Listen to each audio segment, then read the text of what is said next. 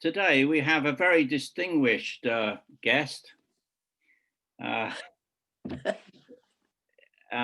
for Dr. Sandra Ivinson, who is going to self-introduce her title in case I've got it completely wrong. But I think it's to do with 19th century women and how they've been characterized in novels. Is that correct? Good. In that case, I take the nod as being applicable. If you'd like to turn your sound back on, Sandra, you have the floor. Yeah, okay. Thank you very much. I hope none of you fall asleep this afternoon, but I want to talk about the depiction of women in the 19th century novel.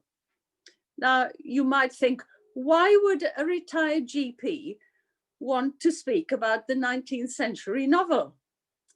Well, in September 2008, I came home from shopping, and I suppose it was a bit of a serendipity. You know how they put these glossy leaflets through the door from Domino's pizzas and things like that? Well, one of those had come through the letterbox, and I picked it up, and it was from Trinity College, Carmarthen, and it said you could do courses or even a degree in English literature. So I had retired from my full-time work in 2001, and then I'd gone back to work part-time, but that was coming to an end, and I was looking for something else to do. I've always needed something to do. I've never been a great one for dusting. I don't find it fulfilling at all, and so I needed another project. And so there was a phone number at the bottom, and it said Head of Department, Dr. Paul Wright. So I rang this number, and immediately the phone was picked up, and it said, and this chap said, Paul Wright here. I was a bit taken aback that I'd gone through so quickly. And so I said, I'm a retired GP, and I just got this leaflet through the door. And he said, he just took a few particulars, and he said, oh, I'll email an application form for you. And so within about half an hour, I had an application form, and I, filled it in online and sent it back. Well, I thought they'd want to see my certificates, which I'd have to earth out because they were ancient by this time. But no, they didn't check. I could have said I'd been an astronaut, and I think they would have believed me. Anyway, that's how I started doing this degree course. And as I was doing it as a hobby, instead of doing it over 3 years, I did it over 6 years. So in 2014, I graduated with a BA with honours from the Trinity College University in Carmarthen, 49 years after my medical graduation. So that's why, I'm picked this subject. And also, when my son was 18, he went to Oxford University and did a degree in English language, in English literature, before going on to do law. And I just happened to say to him, I would love to do an English degree when I've retired, because I was a busy GP. And he said to me, you know what 18-year-olds are like? They know everything at that age. He said to me, oh, I don't think you'll be able to do that. You've got a scientific brain, he said to me. So I had something to prove as well. So I was teasing him about that today when I told him what I was going to talk about. So that's why, anyway, when it came towards the end of this degree course, we had to do a final dissertation, 10,000 words on a subject of our choice, a literary subject. Now, I found that extremely difficult. If they'd said 100 words, I could have, written a good, concise, or 1,000 words. But for 40 odd years, I had been trained to write concise, accurate notes and make it short, but not miss anything. And now I had to waffle and learn to do that. So that was quite difficult. But the subject I chose was the depiction of women, but obviously it was a different paper to what I'm talking to you about this afternoon. So I chose to highlight the depiction of women in the 19th century novel, thereby highlighting my special interest in feminism and also in psychiatry. The association will become clear as we proceed. Now, in the 19th century, the representation of women in literature was felt to be one of the most important forms of socialization or social education. By reading the novels, young women would learn how they were meant to behave. It provided role models which indicated to men and to women what constituted acceptable versions of the feminine and legitimate feminine goals and aspirations. In 19th century fiction, very few women work for a living unless they were driven to by dire circumstances. Instead, the focus of interest is on the heroine's choice of marriage partner, which will decide her ultimate social position and exclusively determine her happiness in life or the lack of it. In 19th century novels, women were either described as demure, beautiful, modest and compliant, or represented as old hags. There were no ordinary housewives in 19th century literature. You had to wait till about the mid-20th century before they were written about in plays by writers such as John Osborne. I think they were called kitchen sink dramas. Now, Dickens maybe was an exception. He did write about poor, destitute people. His own father had been in Marshalsea debtor's prison for a period of time, as was Mr. Micawber, a character in David Copperfield. Little Dorrit also visited her father in that establishment. And Thomas Hardy is another exception. He wrote about poverty and hardship. His novels are very bleak. But generally speaking, the novels of the 19th century are about the middle classes and landowners. No matter how intelligent a young woman was, her brothers would be sent away to school and learn Greek and Latin, while she remained at home learning decorum, sketching, painting, embroidery, and reading. The three Bronte sisters were obviously much more gifted than their brother Bramwell, but he was sent away to school. And when the three Bronte sisters sent their first books to the publisher, they did so under a man's name. Charlotte Bronte used the name Carabel, and Emily Bronte used the name Ellis Bell, and Anne Bronte used the name Acton Bell. The initial was the same, and I think Bell was a name associated with a family. It might have been their mother's maiden name. But they knew that if the manuscripts had been sent under their own names, they would have ended up unread on the publisher's floor, as if they had put their correct name on it. Now, the emphasis in the young woman's education was to make them as marriageable as possible. And some of the rules now sound amusing, but imagine the frustration of an active mind when told to suppress your emotions. It's a mark of good breeding to suppress undue emotion, whether of disappointment or mortification, of laughter, of anger, or of selfishness in any form. That was what they were taught. And another rule was, don't let a man know how clever you are. You mustn't make him feel inadequate. Now, one 19th century writer called Coventry Patmore wrote a poem describing the wife and mother of the household as the angel of the house, which is quite a tall order. And the same author is quoted as stating that man must be pleased, and him to please is woman's pleasure.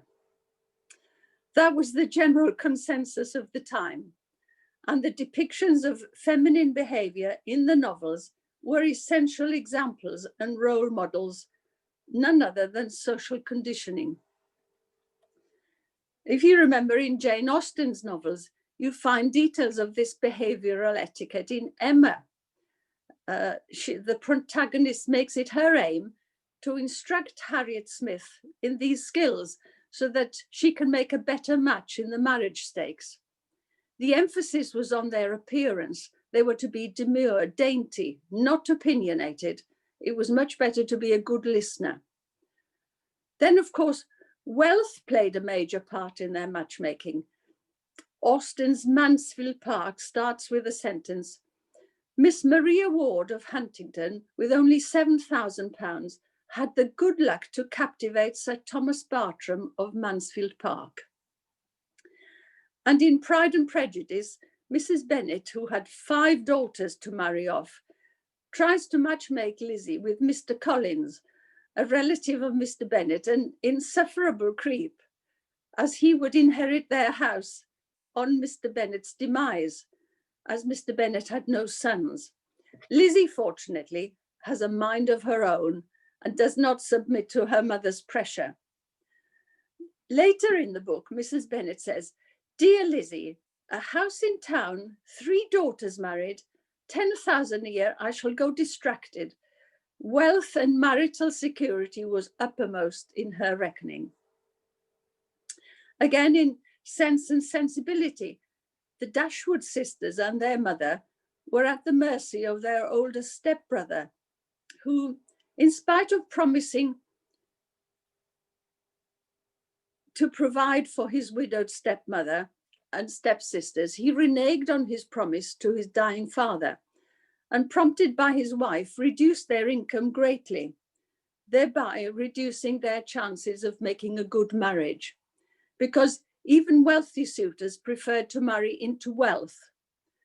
These marriages were arranged by the families, and there was often very little choice for the young woman.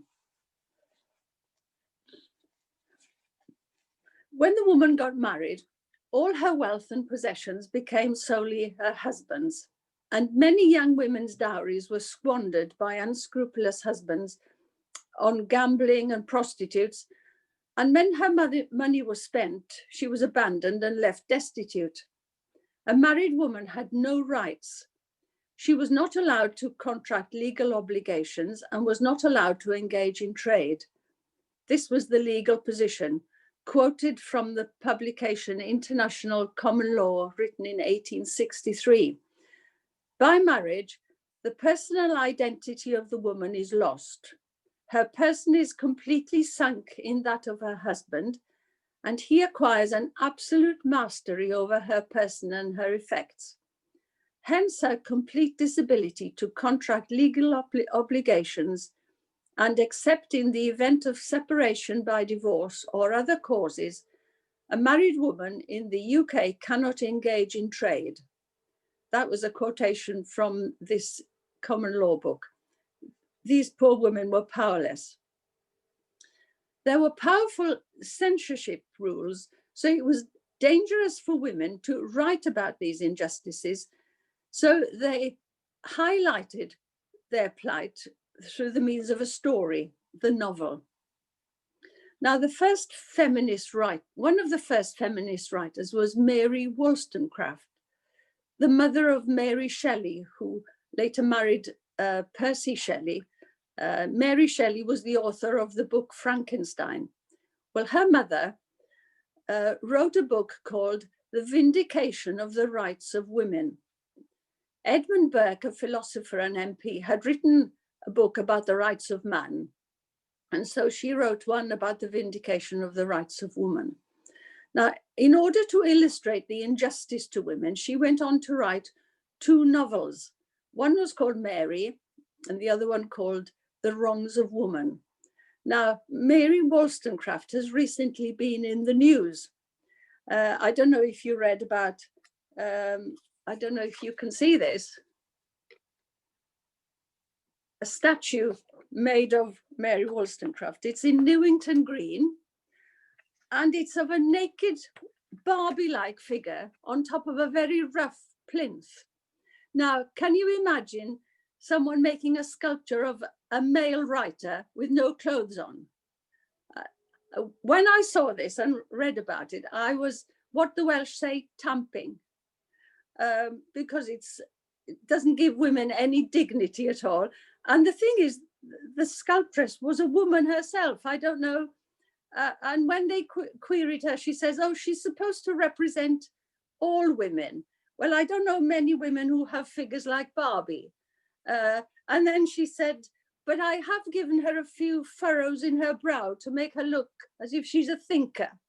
Well, I didn't think that was enough justification. But it's that Mary Wollstonecraft I'm talking about.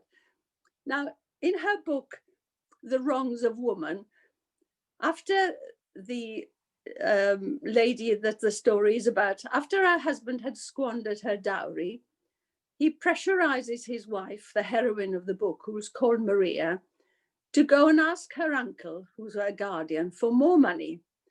And when that was spent, she overhears him offering her sexual services to one of his friends for money, at which point she decides to leave with her baby daughter. A powerful quotation from this wronged wife is, "Yet this was the man I was bound to respect and esteem, as if respect and esteem depended on an arbitrary will of our own. But a wife, being as much a man's property as his horse, she has nothing she can call her own." Now, this husband gets to know of her plan to escape, and instead of the carriage taking her to a place of refuge, she's drugged, her child taken from her, and she wakes up in a mental institution. Now, in 19th century England, mental illness was prevalent and was referred to as the English malady. Sorry, my clicker's not working properly.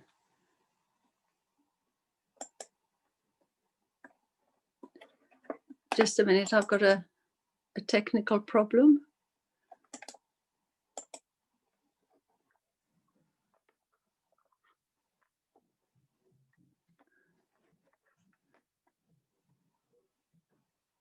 Yeah, it's okay, we're back on track. John's running up the stairs, I can hear him. Though the symptoms of the illness were the same in men and women, in men, it was thought to be due to the intellectual and economic pressures that men faced. But in women, the illness was thought to be due to the nature of women, who were thought to be vulnerable and liable to hysteria. Hysteria was thought to be a woman's illness. Now, the word hysterectomy is derived from the same Greek word for womb. Most of the patients in these large men's institutions of the 19th century were women. Some were ill, but some were there for the convenience of their unscrupulous husbands. It was not unusual that when a man got tired of his wife, he had her certified as hysterical or insane and had her put away. Anger and rebellion in a woman was regarded as abnormal. So even if a wife remonstrated with her husband about his behavior, she was deemed to be behaving in an unladylike manner and even unstable. A violent woman was thus unnatural.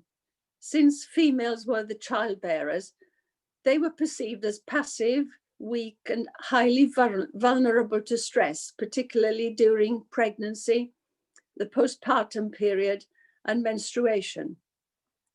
Women offenders were sick or mad, but not bad. Many of these unfortunate women were there because they were unsubmissive and therefore had become an embarrassment to their husbands or fathers. And this thread runs through many novels of this period. It would not be surprising if even more women were mentally ill when you consider the frustration and boredom of their existence. Now, removing a person's liberty is a breach of their human rights. And since the 19th century, laws have been introduced to prevent this abuse of power and to protect people's liberties. It's only lawful to remove the liberty of an individual if they are so deranged that they are deemed to be a danger to themselves or to others. And then they are sectioned under the Mental Health Act. Now, these forms are quite rigorous. They have to be signed by two doctors, one the patient's GP and the other a consultant psychiatrist. And there's also a specially trained social worker present who represents and protects the interests of the patient to ensure that the enforced admission to a psychiatric hospital is necessary. There were no such safeguards in the 19th century, and many unfortunate women were imprisoned in mental institutions for social, not medical reasons. Freud wrote extensively about the higher incidence of mental illness in women, and his theory was that this was due to sexual suppression and subjugation, as married women were expected not to show sexual desire or satisfaction, but regard the sexual act as a duty to please their husbands. Darwin's theory was that women were lower in the evolutionary scale and were less able to cope with the stresses that life placed on them. There was a strongly held belief that women's minds were fragile, unreliable, and lacked the ability to be decisive and logical. Freudian and Darwinian theories were, of course, the conclusions of men. I believe that the higher incidence of mental illness in women was due to their social condition, frustration due to the constraints on them, and the hostility and scorn they often faced when trying to educate themselves or embark on writing a book, which was strictly a man's domain. Many of those incarcerated were not ill at all, but had shown signs of insubordination or anger.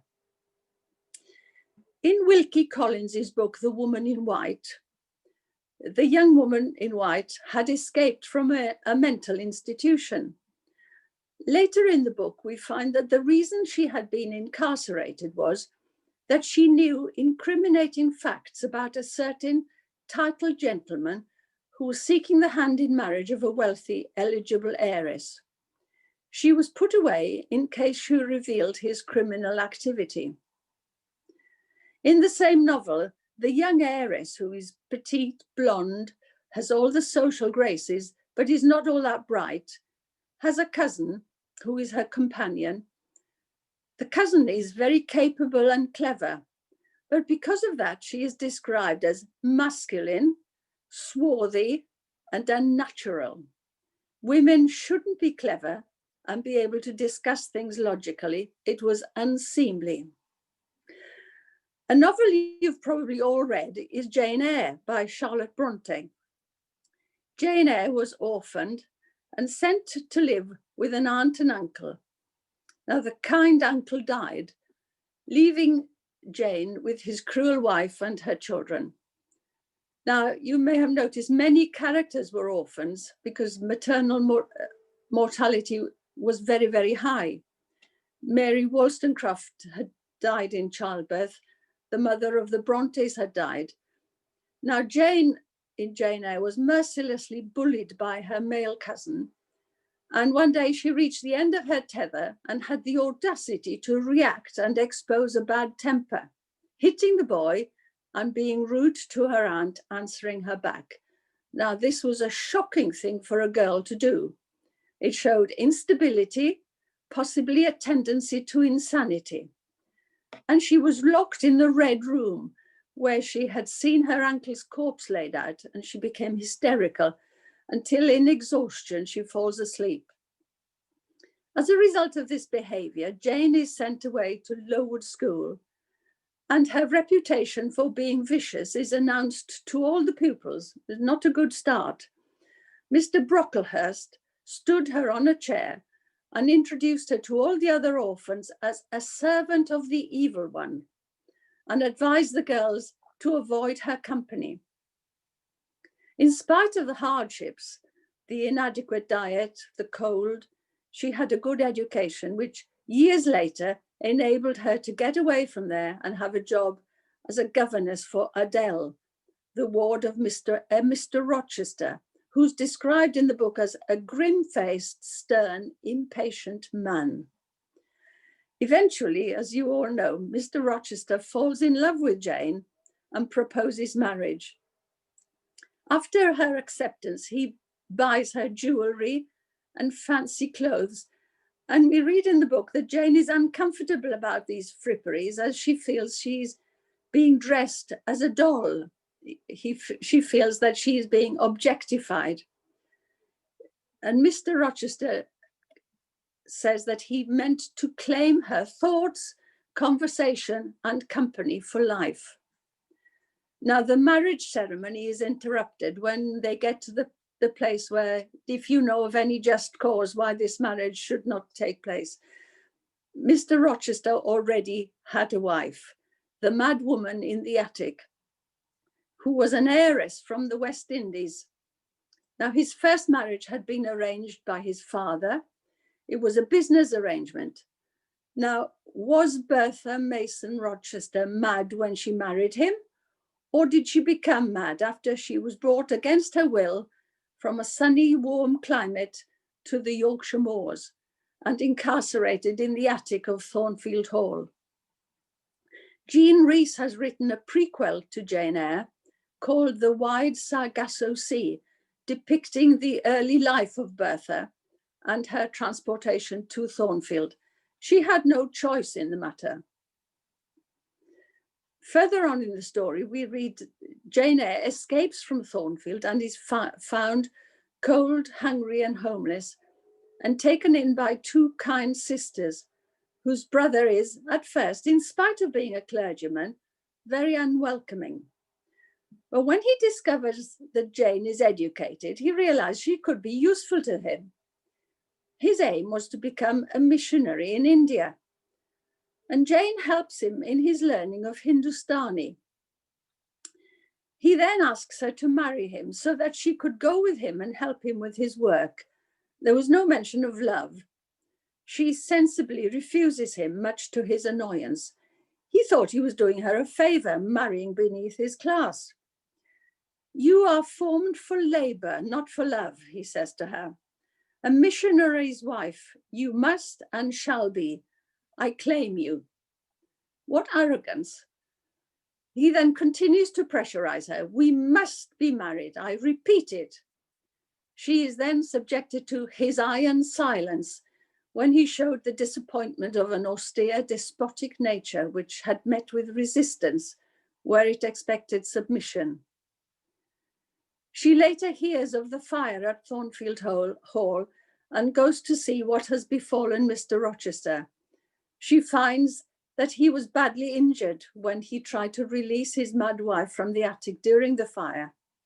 She had not survived, and he had lost his sight.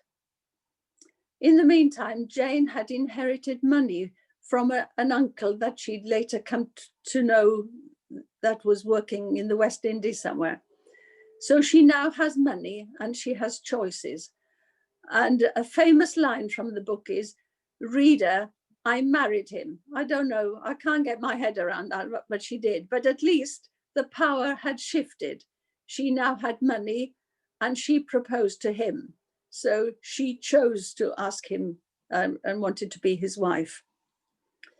Another short story I wanted to draw your attention to is called The Yellow Wallpaper by Charlotte Perkins Gilman. This is written by a woman who suffered from postnatal depression, which was made worse by the treatment that was fashionable at the time. The treatment did so much harm to her that she became psychotic. The treatment involved complete rest, isolation, an excessive bland diet. All books, pens, writing materials were removed, and they were allowed no visitors. Because of the vast amounts of food they were made to eat and the lack of exercise, the patients gained a great deal of weight. Now, we've all experienced the effects of isolation during lockdown. We've experienced boredom, loneliness, anxiety, maybe depression, but we've had books, music, we've been able to take a walk, watch TV. Imagine if all those things had been denied too. Now, Charlotte Gilman, the writer of this story, had been through this experience herself, so it's autobiographical. And she had been able to secretly hang on to a pencil and paper and had made notes about her thoughts during her incarceration or her so-called treatment. She just had to lie in bed staring at this yellow wallpaper until after a few weeks, she begins to think that she was trapped behind the yellow swirls in the pattern. She eventually escaped from this room after many weeks. And when she recovered, she wrote this story. The entries are in diary form and show the deterioration in her mental state until she becomes quite irrational and paranoid. Now, she sent this story to the eminent psychiatrist who was advocating this extreme treatment. She had no acknowledgement, but she later heard that as a result of reading it, he had changed his method of treatment. She then says, "In that case, my experience has not been in vain."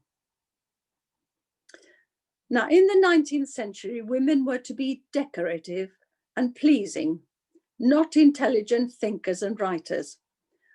Robert Southey, a poet of this era, remarked to Charlotte Bronte, "Literature cannot be the business of a woman's life." And another male writer of the time wrote, "The real power of imagination in the act of generation belongs to the male." How pompous and arrogant, and how demeaning to women. George Eliot, whose real name was Mary Evans, writes in her wonderful novel Middlemarch how the newly married Dorothea, an intelligent young woman, offers to help her pompous husband, Mr. Casaubon, to organize the notes he's been writing over years in his attempt to write a great work. And she's very rudely rebuffed that kind of work is beyond a woman's comprehension.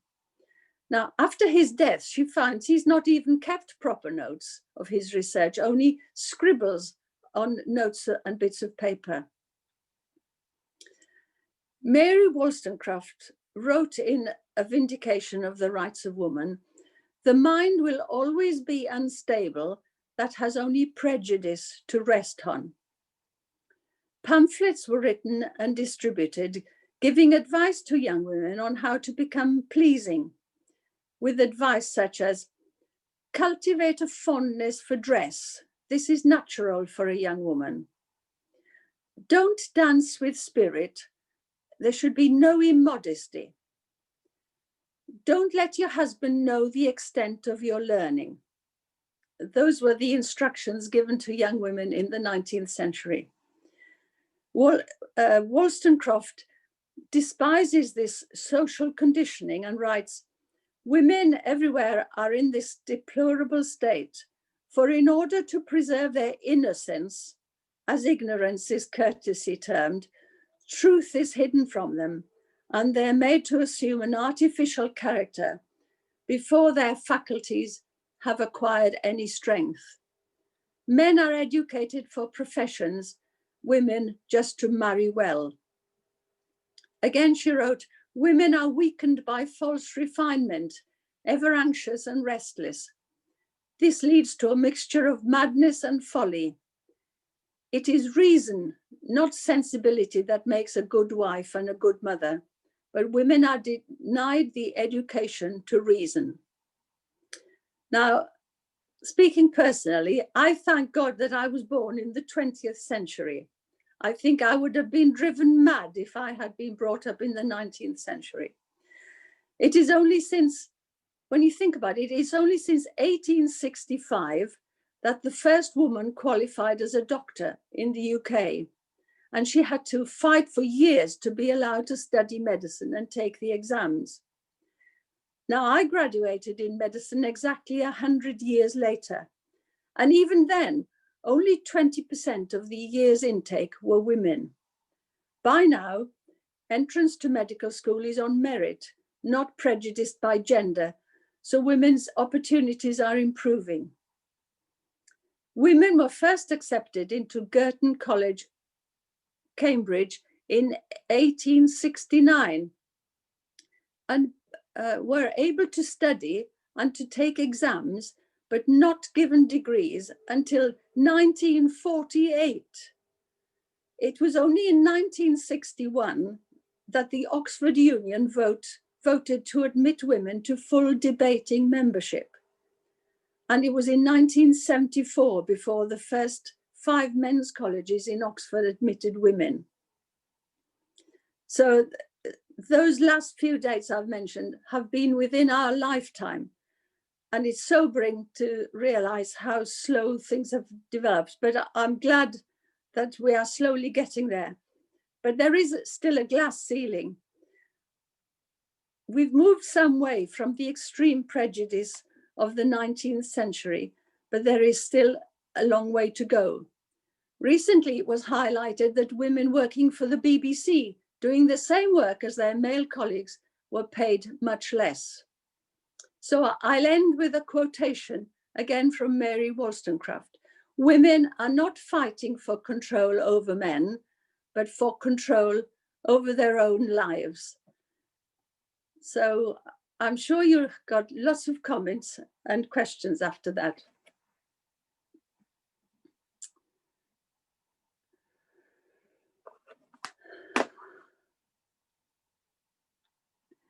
You'll have to unmute everybody, David.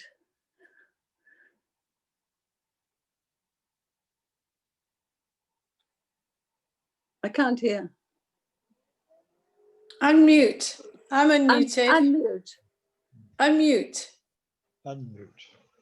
Yeah. Unmute. Okay. No, you're not unmuted. David, you're unmuted. Sorry, Yeah. I don't have the power to unmute you. I only have the power to. I've done mine. Everybody has to unmute themselves. Unmute Yes, that's themselves, what- yeah. Yeah. Yeah. That's not in the province of the male. How dare you? Watch it. Well, I think most women have done it. See, we still got a battle on, ladies. We have, yes. We have. Does anybody have any questions or comments? It's very good, but as you say, we still got a very long way to go. You know, I saw that myself, that Mary Wollstonecraft statue, and I was very upset by it too. Because again, I think it was an insult to women and to her. It was, yes. As I said, they would never have had a man, you know, naked like that, and then that figure. It was an insult, but she's still there. They've not changed it, have they? She's still there. But the sad thing is, the people in that community had saved over years for money to pay for that statue. Yeah, it's and terrible. Then she produces. And I thought if, you know, the fact that they gave it to a woman to do, they probably thought it would be done with dignity. But then she turns up with something like that. Yeah. Yeah. Because I mean, I know men joke about women, but it's still there in their heads. I think it's the way it starts off, the way men and women and babies and children, and how adults see babies when they're born. Oh, it's a girl, it's a boy, and it starts from there. So from the periods, from you said, from the 19th century, there's not very much difference, really. You know, we've still got a long way to go. And men have to look at that when they look at women and children, and they have children, and they make sure that their women, females, are treated the same as males. Exactly. Yes. Yeah. Margaret, you wanted to ask something? She needs to unmute. You need to unmute, Margaret. We can't hear you. Yes, here we are. Right? Yeah. Yeah. Okay. Can you hear me? Yes. Yes. Yeah. Right? Ask Did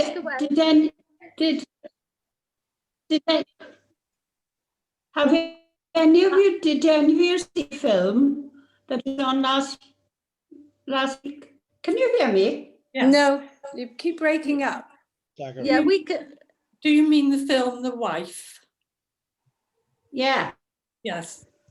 Yes. Yes, I think. No. That's typical. Yes, yes. Did you see the film, Sandra? No. That's typical, isn't it? I know that. Bennett saw it. Sorry? I know that Sandra Bennett, who is watching, saw it. And it was about the wife of a man who got the Nobel Prize for Literature. But in fact, his wife who had been writing all the novels. And Yeah. Yeah. Mm. And they always say behind every great man there's a woman, you know, and that's because, you know, a lot of, you know, seriously, you know, they do. That's true. Isn't it, really? Yeah, you know. How do the men feel about it? No comment. You know, Well, how, I think women should have the same opportunities as men. If you have doing the same job, surely you should get the same remuneration. Well, yeah, I can't see a difference, you know. And rather than having a token woman on a committee or whatever, it should be on merit. Yeah. Yes. And the same with, I think being a token woman is an insult. There are Yeah. plenty of capable women. They don't need to have a token one. yes, it's Yeah. the same with the nomination of MPs. There again, Yes. the Yeah. MP should be selected on merit. Merit, Yes. not gender, Yes. not gender. Yes. I think the other agree. thing is that it's a basic insecurity in men Yes. to not be able to recognize a clever woman or give space for a clever woman. I think it's a basic insecurity. If you're secure enough, then you can accept it. Yes. But what I find amazing, just briefly, is in America, the first woman in 72 years has been executed today. I don't know if you read about her. Yes. On Women's Hour yesterday, because this woman, she's in her 50s. In 2008, this woman murdered a pregnant woman. You know, and it's horrendous. Obviously, we're all going to agree that is awful. And then they were debating whether she should still go for execution, because, you know, a lot of people in that particular part of America, I can't remember where it was, very narrow-minded right-wing people, were saying it was terrible. She should have been hanged or shot or whatever they do over there. But then somebody came on to her defense, because this woman, as a young girl, 8, was continuously raped by her stepfather, and her mother sent this young girl out for money to be earned to his friends as well. So she went through a hell of a lot of abuse as a young girl. So no doubt as she got older, it's come back to her. But they did not really take that into account, because she was continually abused for about 20 odd years, and it affected her mentally. And it made me think today when I heard on the radio that they decided to execute this woman. I mean, there's always two sides to every story, isn't there? You know, we think it's appalling she killed a pregnant woman, but we think it's appalling that this woman had a terrible background, and that's what possibly may have led her to this. Then I was thinking, well, have they executed many men for things like this in America? I mean, it's quite a thing in America, because it was, don't know whether it's because it was a woman, first one in 72 years. And it made me think. They just executed 3 men. Yes. They just executed, yes. But no, it was just that. No, it just made me think, because it was a woman again. You know, that why, and then would they have taken it into consideration differently if it was a man? It was just the way I was thinking about it when I heard that they had decided to execute her, and you know, even taking into account her childhood and how she was physically abused. But it's just like, what I'm saying is, it's still making us think, which is quite good, that should there have been a difference if it was a man or a woman? That was all. Whether gender still came into it. I think that would have been taken into mitigation consideration, wouldn't it, Sarah? Yes. Her background, yes. Although, you know, the last woman to be hanged in the UK was Ruth Ellis. That's right. And do you know how long the jury were out before they pronounced her guilty? No. Very short time, wasn't it? 15 minutes. Yeah. I mean, how can you consider evidence? Someone's life. You know, in that time, it was, well, you know, since then, obviously, capital punishment has been stopped. But I'd like to think that in a British court, that woman would have been hung, even if we had capital punishment. Yeah. Prejudice is a terrible thing. It is. Yeah. Prejudice, yes. Yeah. Any other questions or comments? No, only the comment that really when we're considering how a man or a woman is treated, it all comes down to respect for each other, doesn't it? Yeah, And we should absolutely. Yeah. respect Yes. each other and treat each other Yeah. equally. Yeah. Sandra, I don't know if you've looked at, because you focused on English literature, didn't you? Yes. But how the depiction of women in other cultures and other literature, whether you had any inkling as to if there were any differences. Yeah. I don't think I've read any 19th century novels from other countries. I've read modern, current books written from other countries, but I haven't read anything from the 19th century, so I couldn't comment. I don't know if anybody else has. What about Welsh literature? Welsh literature. I think Wales was probably more of a matriarchal society. My mother used to talk about her brothers used to work in the mines, and they would come home from work on a Friday, put their wages on the table, and then the mother would give them their pocket money, and then the mother would run the economic side of the show, whereas John comes from the mining areas of northeast England, and it was his father didn't tell his mother how much he earned. So he handled the money and gave housekeeping money to John's mother. So what does that tell us about all these Welsh women that we? Wales is those men to be careful more about. matriarchal. And I remember hearing George Thomas, the Speaker of the House of Commons, speaking on St. David's Day on the radio once, and he spoke about the power of the Welsh mam. Yes. Yeah. I think we should have a Welsh woman being in the Treasury. Yes. I think they would manage the economy very Prime well. Minister. A Welsh secretary there. Yeah. Margaret Thatcher said that the economy should be run like a household budget, didn't she? Yes, I think she was right. Yes. Yeah. But just very brief, because I have to go now. My daughter today, she said she'd just been finished reading, I don't know which period it was written, Anna Karenina by Tolstoy. Yeah. She said, I'd just finished reading it, Mum. She said, and I was just getting so frustrated with her.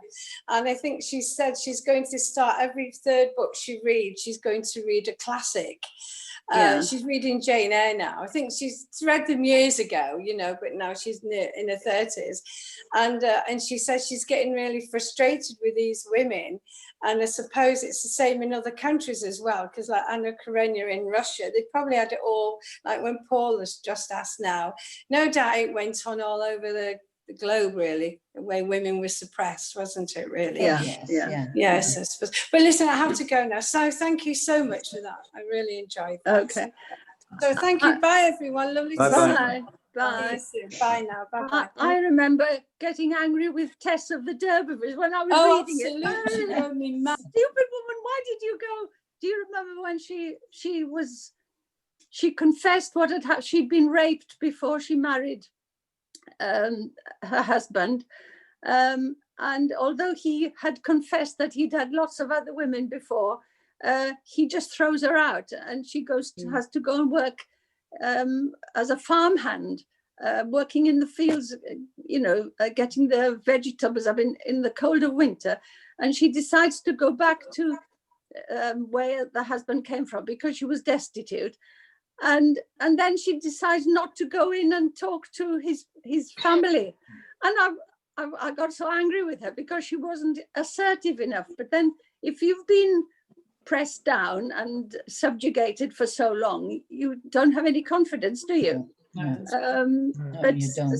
Sometimes I feel angry with some of these women for not being, not sticking up for themselves.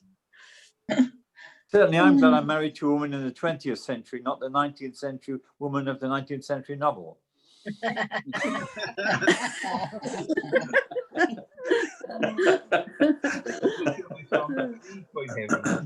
Peter? Yeah, say it again. Yeah, my family tree is so sort of mother dominated.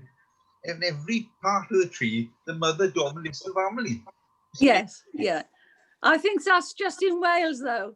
Yeah. But they- Oh, yeah. Yes, But, yeah. but when you think of their lot, you know, so many women died in childbirth. I think my grandmother had 12 pregnancies. Only 6 of them grew up. You know, she lost some were miscarriages, some lost in infancy. Yeah. Yeah. So it was a hard life. Yeah, 12 children that lived to adults. Yeah. So, Yeah. Mm. Good. Are there any more questions? I've just got No, one Marjorie, comment. Robert. Sandra, thank you very much for a wonderful talk. I remember a couple of years back attending a lecture given by a lady, I think her name was Sian Rees, who lives fairly locally, I think, and she did a degree similar to you on the role of women in medieval Wales.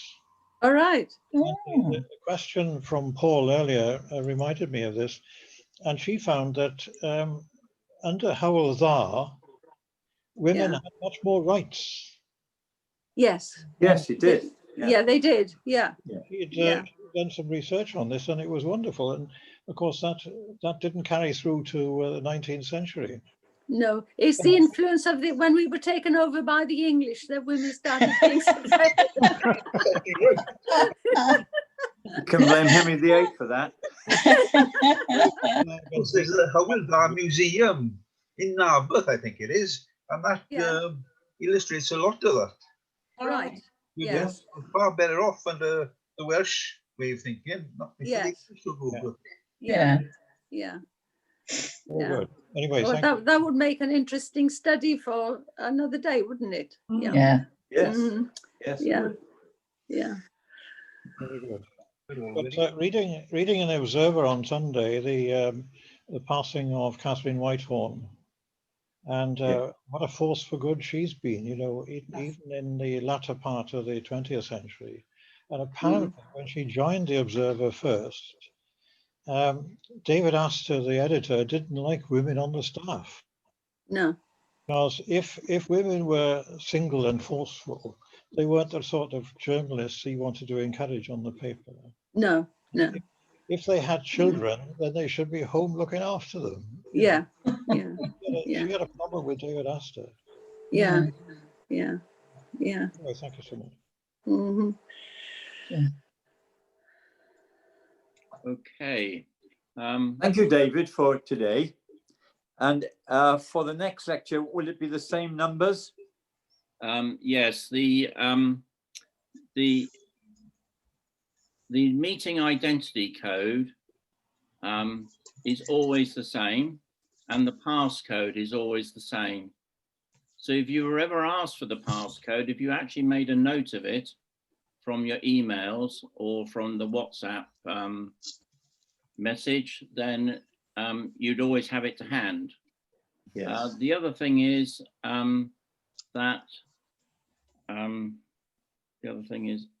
the phone numbers, the UK phone numbers, they are always the same. Good. So whichever one you've chosen, those of you who are on the phone today, just stick to the same one and you should be able to get through. There really shouldn't be a problem. Good. Mind you, having said that, now, of course, there will be. But, you know, it's like...